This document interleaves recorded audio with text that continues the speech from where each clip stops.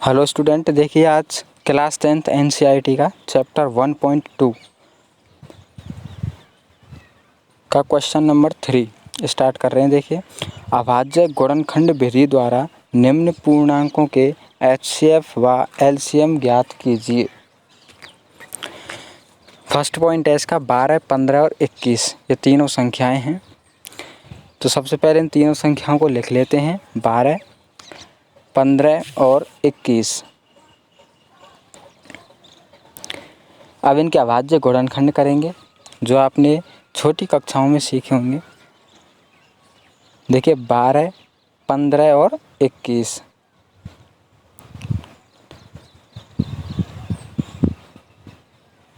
अब देखिए सब 12 में सबसे छोटी संख्या का भाग देंगे, सबसे छोटी संख्या यानी कि 2 का भाग देंगे तो 2 का चला जाएगा। इसमें देखिए कितनी बार जाएगा, 6 बार, 2 छक्की 12। इसी प्रकार 6 में देंगे, 2 तिया 6। इसी प्रकार अब देखिए 3 में 3 का ही जाएगा, 2 का जाएगा नहीं, 3 एकम 3। इसी प्रकार 15 के गुणनखंड करेंगे तो देखिए 2 का तो जाएगा नहीं, इसमें 3 का जाएगा तो 3 पंजे 15 और 5 एकम 5, 5 का जाएगा 5 में एक बार। इसी प्रकार 21 के भी गुणनखंड करेंगे। 21 में किसका जाएगा, सबसे छोटी संख्या 3 का, 2 का तो जाएगा नहीं, इसमें 3 का जाएगा, 3 7 21 और 7 एकम 7। अब ये जो इनके गुणनखंड हैं इनको अपन लिख लेते हैं। अब देखिए इसके जो 12 के गुणनखंड है 2 × 2 × 3, वैसे तो एक भी है, ये आप लिख सकते हो या फिर मत लिखो, कोई ज़रूर। 2 × 2 × 3, तो ये हो जाएंगे आपके गुणनखंड किसके, 12 के। इसी प्रकार 15 के गुणनखंड क्या हो जाएंगे, 3 × मतलब 3 × 5। इसी प्रकार से 21 के गुणनखंड हो जाएंगे वो 3 × 7। अब देखिए एचसीएफ और एलसीएम हमें ज्ञात करना है। तो देखिए एचसीएफ कैसे ज्ञात करेंगे। एचसीएफ का मतलब है highest common factor. Common factor यानी कि इन तीनों में जो ओवेनिस्ट पार्ट होता है, जो कॉमन है तीनों में, जैसे कि 3 तीनों में दिखाई दे रहा होगा आपको, 2 नहीं है, 5 नहीं है, 7 नहीं है, तो 3 तीनों में दिखाई दे रहा है। देखिए 3 इसमें भी है, इसमें भी है और इसमें भी है। इसका मतलब ये तीनों में ओवेनिस्ट है, और ओवेनिस्ट का ही मतलब होता है मैस है, यानी कि एचसीएफ। तो इसका मतलब 3 क्या हो जाएगा, इसका एचसीएफ। अब देखिए एलसीएम ज्ञात करना है हमें। अब एलसीएम का मतलब है अधिकतम घात, यानी कि किसी भी अंक की अधिकतम घात कितनी है। जैसे कि 2 अधिकतम कितनी बार आ रहा है, केवल एक ही गुणनखंड में देखने हमें। जैसे कि 12 गुणनखंड है तो इसमें 2 का अधिकतम कितनी बार आ रहा है, 2 बार। और कहीं पर देखिए 2 दिखाई नहीं दे रहा, 2 से ज़्यादा, 2 यानी कि 2 अधिकतम कितनी बार आ रहा है, 2 बार। एलसीएम का मतलब ही अधिकतम होता है, तो 2 अधिकतम 2 बार आ रहा है, इसलिए एलसीएम पहले 2 को लिख देंगे, 2 अधिकतम 2 बार। अब देखिए 3 अधिकतम कितनी बार आ रहा है, केवल एक बार आ रहा है। देखिए एक से ज़्यादा कहीं दिखाई दे रहा है आपको, ऊपर भी एक बार है, नीचे भी एक बार है, नीचे भी एक बार है, हते एक बार है। इसका मतलब एक ही बार है 3, ठीक है। इसी प्रकार देखिए 5 एक बार ही दिखाई दे रहा है आपको। इसी प्रकार 7 भी आपको एक बार दिखाई दे रहा है। जो आप तो इन एलसीएम में हम सभी को लेकर चलते हैं, ये नहीं है कि तीनों में जो कॉमन हो, जितने भी डिफरेंट अंक होते हैं सभी को लेकर चलते हैं, ठीक है। लेकिन अधिकतम वो एक ही पंक्ति में कितनी बार आ रहे हैं ये देखना पड़ता है। तो इसका एलसीएम आ जाएगा 420, मल्टीप्लाई कर देंगे इनका सभी का, तो 420 इसका क्या आ जाएगा, एलसीएम। अब देखिए दूसरा पॉइंट है 17, 23 और 29। सबसे पहले इन तीनों संख्याओं को लिखेंगे, 17 को, 23 को और 29 को। अब देखिए इसके अब गुणनखंड करेंगे तो 17 का 17 और 23 और 29 तीनों संख्याएं ऐसी हैं जिनके खुद के ही गुणनखंड, मतलब इनमें स्वयं का ही भाग जा सकता है और किसी अन्य संख्या का जाता ही नहीं है। 17, 23 और 29। देखिए थोड़ा विस्तार से इसलिए नहीं बता रहे हैं क्योंकि ये आपने बहुत पढ़ रखे हैं, तो ये तो नॉर्मल चीज़ें हैं, इन्हें जानते भी होंगे, लेकिन फिर भी बहुत ही। अब देखिए 17 में एक बार जा रहा है, ऐसे 23 में 23 का ही जाएगा और 29 में 29 का ही जाएगा। तो ये संख्याएं तीनों ही ऐसी हैं जिनमें स्वयं का ही भाग जाता है, किसी अन्य संख्या का जाता ही नहीं है। तो अब देखिए गुणनखंड लिख देंगे। 17 गुणनखंड कितने हो जाएंगे, 17 और 1, एक तो सभी में होता ही है। तो 17 और 23 जो होता है, 23 के गुणनखंड 23 × 1 और 29 के हो जाएंगे 29 गुणा 1। इनमें एक और लगा दो, देखो 17 गुणा 1, 23 गुणा 1 और 29 गुणा 1। अब देखिए एचसीएफ निकालेंगे। एचसीएफ का क्या मतलब होता है, HCF का मतलब होता है जो तीनों में ओवेनिस्ट हो। तो तीनों में क्या दिखाई दे रहा है आपको, एक दिखाई दे रहा है ना तीनों में, देखिए एक तीनों में है आपके में, इसलिए HCF क्या हो जाएगा, एक। इसी प्रकार LCM कितना हो जाएगा, LCM देखेंगे, देखिए 17 अधिकतम कितनी बार है, एक बार, 23 भी कितनी बार है, एक बार, 29 भी कितनी बार है, एक बार। तो 17 × 23 × 29, 23 भी एक बार है और 29 भी एक बार है। जब हम तीनों का मल्टीप्लाई करेंगे तो मल्टीप्लाई करने पर LCM आएगा हमारा, जब हम तीनों का मल्टीप्लाई करेंगे तो टोटल हमारा आ जाएगा, मैं टोटल लिख रहा हूँ, 11,339। ये इसका क्या आ जाएगा, LCM आ जाएगा। इसके बाद देखिए नेक्स्ट थर्ड पॉइंट है इसका, 8, 9 और 25 तीनों संख्याएं हैं। सबसे पहले इन तीनों संख्याओं को लिख लेते हैं, 8, 9 और 25।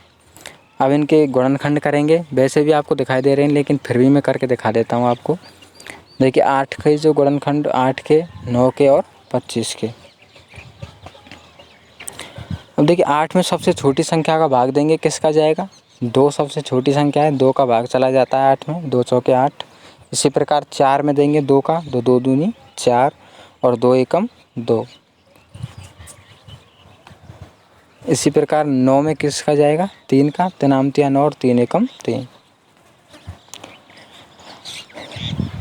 इसी प्रकार 25 में किसका जाएगा बताओ, 5 का जाएगा, 5 25 और 5 एकम 5।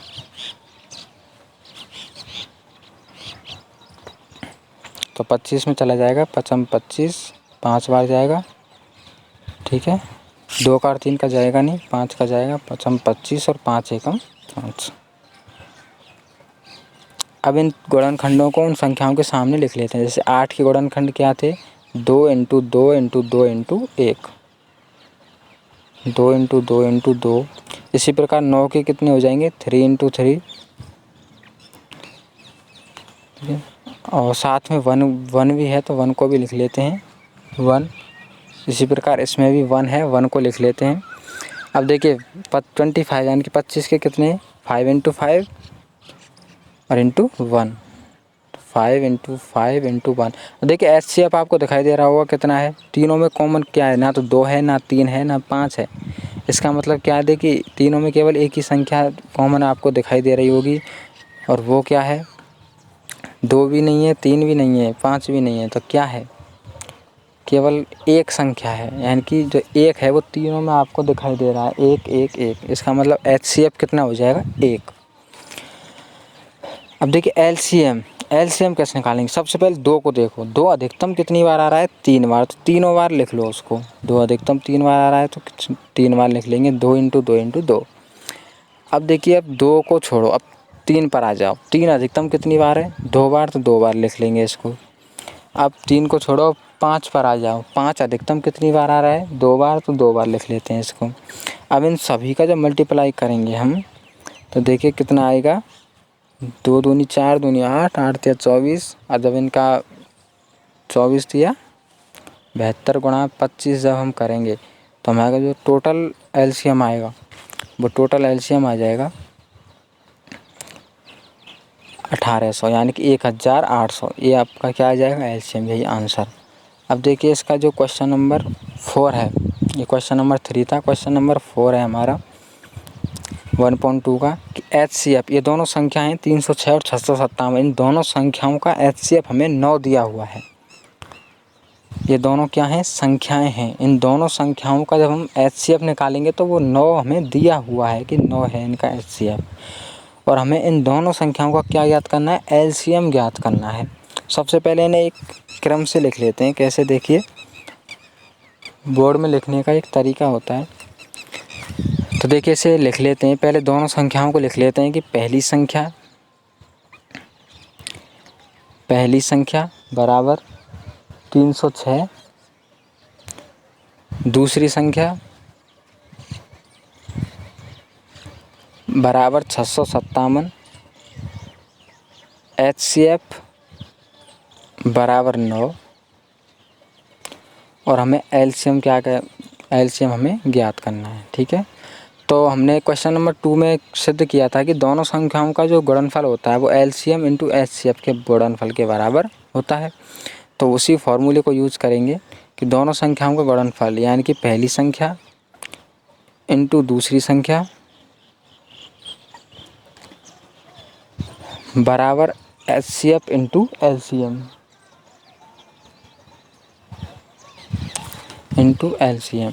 देखिए पहली संख्या क्या है, पहली संख्या है हमारी 306, तो पहली संख्या के नीचे पहली संख्या लिख देंगे, पहली संख्या है 306 इंटू दूसरी संख्या क्या है हमारी 657, दूसरी संख्या के नीचे दूसरी संख्या बराबर HCF कितना है हमारा 9, तो 9 लिख देंगे HCF के नीचे और LCM के नीचे LCM हमें ज्ञात करना है। अब इन दोनों का मल्टीप्लाई कर देंगे, तो मल्टीप्लाई करने पर हमारा आएगा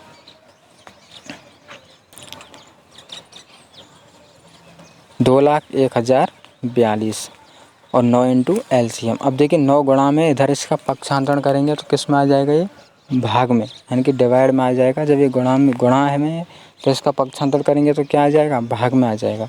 तो इसके नीचे यानी 20 10 42 के नीचे यानी कि डिवाइड में आ जाएगा 9 बराबर LCM। अब देखिए इसका जब 9 का हम डिवाइड करेंगे इस संख्या में तो आएगा 22,338, जो इसका क्या हो जाएगा LCM। यही इसका क्या है आंसर, तो यहाँ लिख देंगे। इसलिए जो LCM है जो हमें ज्ञात करना था वो आ जाएगा 22,338। ठीक है, ये हो जाएगा इसका